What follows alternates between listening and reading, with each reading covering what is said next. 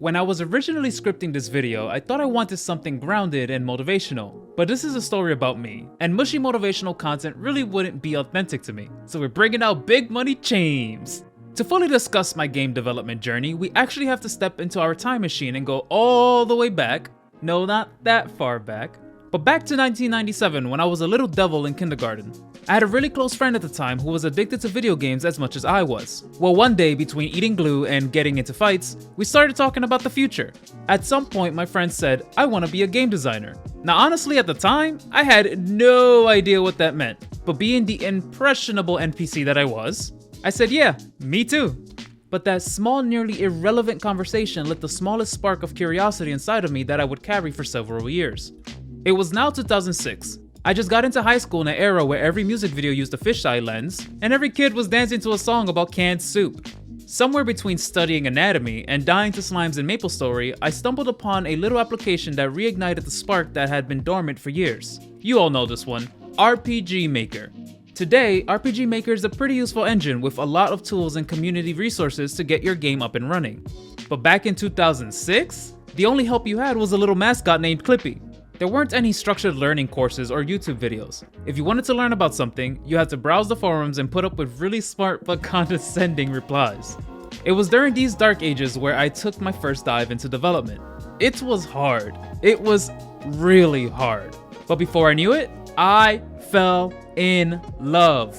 I have an unhealthy obsession with Final Fantasy and by extension mostly anything RPG. So giving me a tool where I could build my own little world with my own characters, story, and battle system was a dream come true. I spent about 2 months playing around in the engine, never really doing anything too serious. But then one day I decided to make a little 10-minute game. You played as some knight who went off to fight the evil one, blah blah blah. There was nothing special about this game. In fact, it's probably the worst polished shit I've ever made.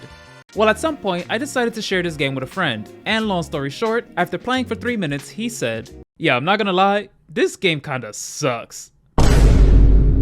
I was devastated. I didn't take criticism very well as a teenager, so instead of laughing with him about how trash the game was, because it was, I got super butthurt and never opened RPG Maker again. The years went by, I graduated high school and eventually went to college. Game development had been off my radar for a few years now, but I did consider it briefly when it was time to choose a college major. However, there were two problems. I still had a preconceived notion that game development was too difficult for me. And two, I actually couldn't find anything game related on the list of majors. Let me say that again.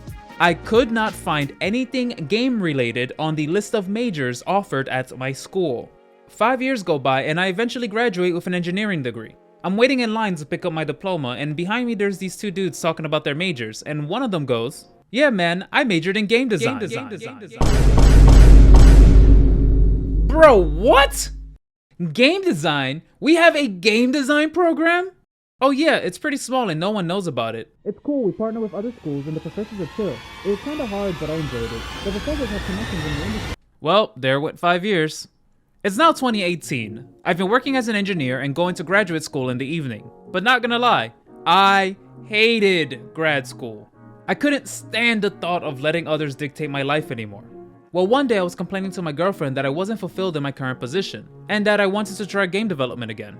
She listened to me rant for about 5 minutes and eventually said, I know you can do it, so just do it.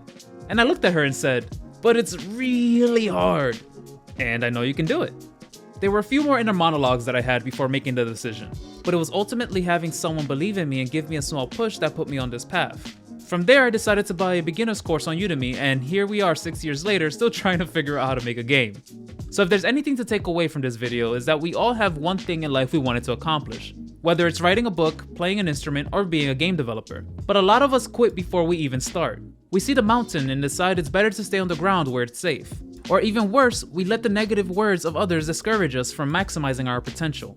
It wasn't until someone told me that I could do it that I actually started to believe in myself.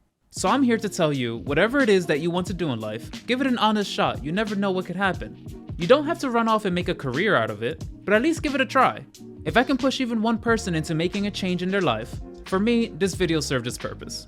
With that said, if you enjoyed today's video, please consider leaving a like and subscribing to the channel. I hope you found some value in this little dialogue.